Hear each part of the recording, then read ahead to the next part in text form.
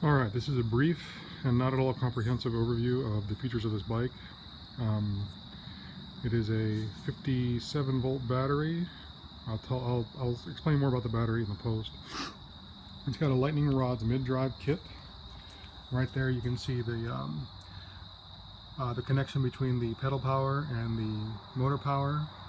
You see a TerraCycle idler right there, which I needed to not hit the frame as the chain returns, around to the rear wheel. There's a controller. Right there is a cycle satiator charger. So pretty standard stuff. Cycle analyst here. And actually, let me reboot it so you can see the boot screen.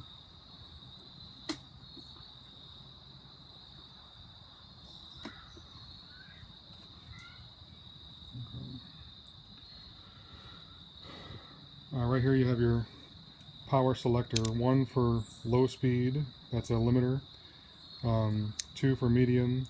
I use one for walking around next to the bike, mostly, or just pulling out when you're around a lot of foot traffic and you want to be very careful. Two is a good medium speed, and three, of course, is full power. Here's the throttle.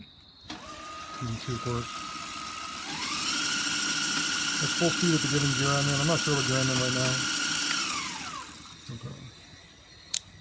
I usually leave it on 1 just for safety, so that I'm not. So there's full power on level 1. You can see it's quite a bit, roughly 1/3 power. I have a 12 volt subsystem here. Now what I do in this box right here, it's a few things. One is a marine grade, I believe it's a 60 amp, or maybe a 70 amp, I can't remember which, breaker. This is the main power to the entire unit. This way you don't have to plug and unplug the unit. Right here is and in here also is a 12 volt down converter, which outputs to this box. This is the 12 volt subsystem. This runs all the lighting on the bicycle, as well as the horn. Yep, that's about it. Everything's controlled up here. So I have basically ATV / motorcycle lighting system controls here. It has a very, very loud horn. Oh, I have to turn on the 12 volt system, sorry. Over here on this side of the power box is a switch. Okay, now the 12 volt subsystem is on. This box is now on. Okay. This is the Schwebel Nautilus air horn. It is obnoxiously loud. That'll keep all the car traffic aware of your presence. And then, of course, for pedestrian, a traditional bell. Alright. I have 2 sets of lighting. One is just a pretty nice bright, maybe a 800 lumen or so, headlight. This is for when you're on trails and such. You don't want to blind pedestrians. When you're on the road, you want more lighting. Turn those bad boys on. You'll light up the entire path in front of you. Just be careful using those in front of, around pedestrians, because you'll blind them and you'll be annoying, and other cyclists. This also has a full set of turn signals, which I'll demo with the hazard lights here. Okay.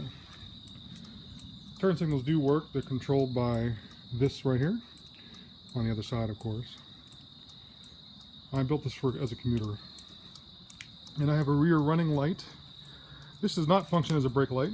It functions as a running light and also a turn signal light. When you want to take the rear deck off, you unplug that wiring harness. It's got a few spare wires there. I left them pigtailed in case we ever needed them for something, but the wiring there is only for the rear light and rear turn signal. Unhook this harness, and you can pull the rear deck off whenever you like. Alright.